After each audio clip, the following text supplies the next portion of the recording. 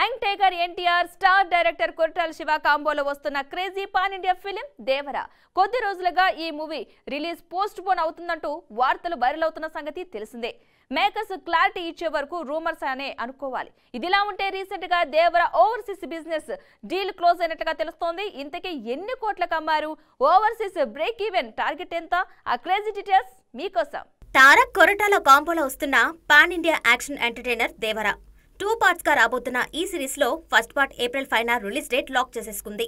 Shooting దాదాపు final stage కు వచ్చేసింది. ఇక జనవరి 8న రిలీజ్ చేసిన గ్లింప్స్ అయితే గూస్ బంప్స్ తెప్పించేసింది. ఇదిలా ఉంటే దేవర రిలీజ్ పోస్ట్ పోన్ అవుతుందనే న్యూస్ ఫిలిం ఇండస్ట్రీతో పాటు మీడియా అండ్ సోషల్ మీడియాలోనూ హాట్ టాపిక్ గా మారింది.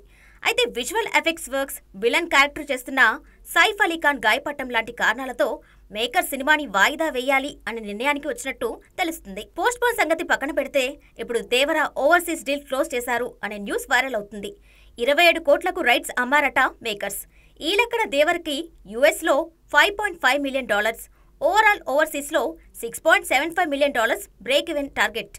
అయితే బాహుబలి సిరీస్ తర్వాత ప్రభాస్ చేసిన సాహో ఓవర్సీస్ రైట్స్ 42 కోట్లకు అమ్మారు. మరి వరల్డ్ వైడ్ సెన్సేషన్ క్రియేట్ చేసిన RRR తర్వాత వస్తున్న దేవర రైట్స్ ఇంత తక్కువ అంటే ప్రాజెక్ట్ మీద బయర్స్ కి క్రేజ్ తక్కువగా ఉన్నట్టే అనే మరో న్యూస్ కూడా వినిపిస్తుంది.